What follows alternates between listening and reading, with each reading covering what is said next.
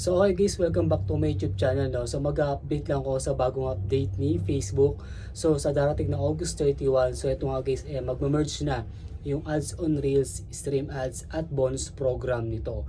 So sa darating na August 31 nga guys, so sabi nga dito, Facebook content monetization makes simpler for content creator to earn money from more content formats by merging stream ads on Reels and performance bonus. So ito nga guys, pag-iisahin na nila to guys sa darating na August 31.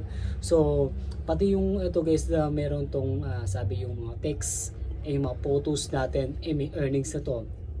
Pati rin guys yung mga stories natin, yung mga Facebook stories, meron na tong earnings kapag may mga reactions, comment, makakapag-earn na rin to. So itong guys yung kagadahan no, sa bagong update ni Facebook sa darating na August 31. So mag-merge na yung ating tools o monetization tools kay Facebook. So ang tanong ba guys mo, wala ba yung mga ads sa mga reels natin?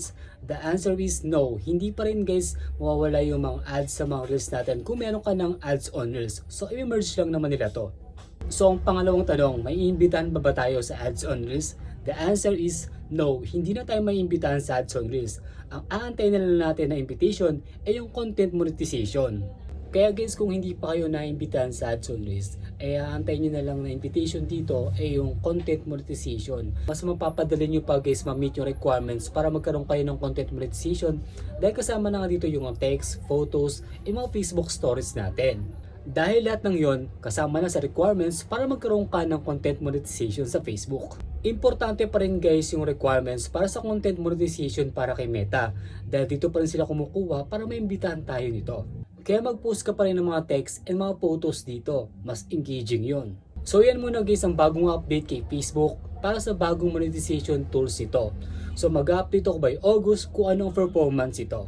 So thank you for watching. See you for the next video.